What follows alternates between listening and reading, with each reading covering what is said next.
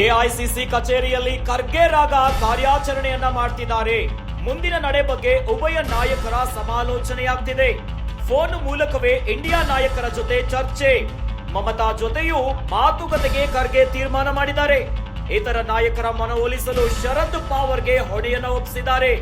ಇತ್ತ ತಮ್ಮ ನಿವಾಸದಿಂದಲೇ ಮೋದಿ ಕಾರ್ಯತಂತ್ರವನ್ನ ಹೆಣಿತಿದ್ದಾರೆ. ಸಿಕ್ಕ ಅವಕಾಶ ಕೈ ಚೆಲ್ಲಬಾರದು ಎಂಬ ಸ್ಪಷ್ಟ ನಿಲುವಿನೊಂದಿಗೆ ಅಮಿತ್ ಶಾ ಜೊತೆ ಮುಂದಿನ ನಡೆ ಬಗ್ಗೆ ಮಾತುಕತೆಯನ್ನ ಮಾಡ್ತಿದ್ದಾರೆ.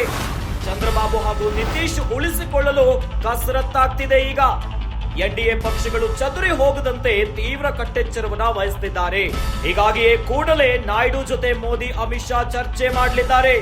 ಲೋಕಸಭಾದ ಚುನಾವಣೆಯ ಫಲಿತಾಂಶ ಬರ್ತಿದ್ದಂತೆ ಇತ್ತ ಎಐಸಿಸಿ ಕಚೇರಿಯಲ್ಲಿ ಖರ್ಗೆ ಹಾಗೂ ರಾಗ ಕಾರ್ಯಾಚರಣೆಯನ್ನ ಶುರು ಮಾಡಿದ್ದಾರೆ. ಮುಂದಿನ ನಡೆ ಯಾವ ರೀತಿ ಆಗಿರಬೇಕು, ಉಭಯ ನಾಯಕರು ಸಮಾಲೋಚನೆಯನ್ನ ಮಾಡ್ತಿದ್ದಾರೆ. ಏನೋ ಫೋನ್ ಮೂಲಕವೇ ಇಂಡಿಯಾ ನಾಯಕರ ಜೊತೆ ಚರ್ಚೆಯನ್ನ ಮಾಡ್ತಿದ್ದಾರೆ. ಇದರ ಜೊತೆಯಲ್ಲಿ ಮಮತಾ ಜೊತೆಯೂ ಕೂಡ ಮಾತುಕತೆ ಬಗ್ಗೆ ಖರ್ಗೆ ಅವರು ತೀರ್ಮಾನ ಮಾಡ್ಕೊಂಡಿದ್ದಾರೆ. ಖರ್ಗೆ ಅವ್ರಿಗೂ ಕೂಡ ಈ ಒಂದು ಚುನಾವಣೆ ಫಲಿತಾಂಶ ಮುಂದಿನ ನಡೆಗಳು ಯಾವ ರೀತಿಯಾಗಿ ಇರಬೇಕೆನ್ನುವುದು ಬಹಳ ಮಹತ್ವದ ನಡೆಯಾಗಿದೆ.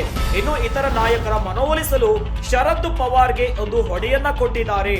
ಒಂದು ಕಡೆಯಲ್ಲಿ ಈಗಾಗಲೇ ನಿತೀಶ್ ಜೆಡಿಯು ಹಾಗೂ ನಾಯ್ಡು ಅವರ ಟಿಡಿಪಿ ಜೊತೆ ಈಗಾಗಲೇ ಮಾತುಕತೆ ಶುರುವಾಗಿದೆ.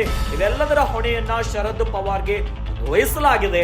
ಇದರ ಜೊತೆಯಲ್ಲಿ ಇತ್ತ ನಿವಾಸದಿಂದಲೇ ನರೇಂದ್ರ ಮೋದಿ ಕಾರ್ಯತಂತ್ರವನ್ನ ಹೆಣಿತಿದ್ದಾರೆ. ಸಿಕ್ಕ ಅವಕಾಶವನ್ನ ಕೈಚೆಲ್ಲಬಾರದು ಅಂತ ಸ್ಪಷ್ಟ ನಿಲುವಿನೊಂದಿಗೆ ಅಮಿತ್ ಶಾ ಜೊತೆ ಮುಂದಿನ ನಡೆಯ ಬಗ್ಗೆ ಮಾತುಕತೆಯನ್ನ ಮಾಡ್ತಿದ್ದಾರೆ. ಎನ್ಡಿಎಗೆ ಈಗ ಬಹಳ ಮಹತ್ವದ ಲೆಕ್ಕಾಚಾರದ ಆಟ ಶುರುವಾಗುತ್ತೆ. ಅಸಲಿ ಆಟ ಈಗ ಇದೆ.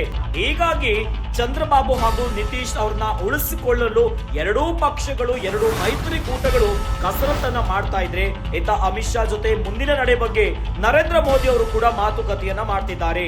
ಈಗ ಎನ್ಡಿಎ ಪಕ್ಷಗಳು ಚದುರಿ ಹೋಗದಂತೆ ತೀವ್ರ ಕಟ್ಟೆಚ್ಚರವನ್ನ ವಹಿಸುತ್ತಿದ್ದಾರೆ. ಹೀಗಾಗಿಯೇ ಕೂಡಲೇ ನಾಯ್ಡು ಜೊತೆ ಮೋದಿ ಮತ್ತು ಅಮಿತ್ ಶಾ ಚರ್ಚೆ ಮಾಡಲಿದ್ದಾರೆ. ಟಿಡಿಪಿ ಈಗ ಎರಡು ಮೈತ್ರಿಕೂಟಗಳಿಗೂ ಕೂಡ ಬಹಳ ಮುಖ್ಯವಾಗಿರುವಂತಹ ಒಂದು ತಂತ್ರವಾಗಿದೆ. ಮ್ಯಾಜಿಕ್ ನಂಬರ್ಗೆ ಸರ್ಕಾರವನ್ನ ರಚನೆ ಮಾಡಬೇಕು ಅಂತಂದ್ರೆ ಇವರೆಲ್ಲರನ್ನ ಒಲಿಸುವಂತ ಪ್ರಯತ್ನ ಈಗ ಆಗ್ಲೇಬೇಕಾಗಿದೆ.